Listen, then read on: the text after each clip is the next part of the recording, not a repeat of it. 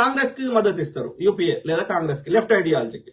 అదే అన్నా డిఎంకే ఉండే గతంలో జయలలిత, ఆమె బీజేపీతో ఇది చేసేది. ఇట్లా ఉంటది, ఏ రాష్ట్రం తీసుకున్నా ఇంచుమించు అదే పరిస్థితి. ఓకే, ఇప్పుడు యూపీలో బీజేపీ ఉంటుంది, దానికి ఆపోజిట్ లో సమాజ్వాదీ పార్టీ ఉంటుంది, సమాజ్వాదీ పార్టీ కాంగ్రెస్ తోటి ఉంటుంది, ఇట్లా ఉంటది. కానీ ఆంధ్రప్రదేశ్ లో రెండు ప్రధాన పార్టీలు లేదా 3 పార్టీలు బీజేపీతో దోస్తీ చేస్తాయి. అంటే ఇది ఒక విచిత్రంగా లేదా, ఒక వింతగా లేదా?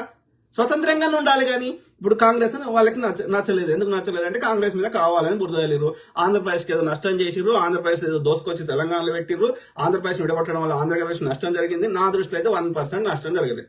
ఉమ్మడిగా ఉంటే ఏ అభివృద్ధి జరిగినా హైదరాబాద్ చుట్టూ జరిగేది కానీ ఆంధ్రప్రదేశ్ లో ఒక్కటి అదనంగా వచ్చేది కాదు. ఇవాళ మెల్లమెల్లగా అమరావతి ఒక క్యాపిటల్ అవుతుంది, ఆంధ్రప్రదేశ్ కూడా అన్ని రాష్ట్రాలకి డెవలప్ అవుతుంది. సంతోషపడాలి కానీ సమస్యకు పరిష్కారం చూపెట్టినాం కానీ ఆంధ్రప్రదేశ్కి ఏం నష్టం చేసినాం?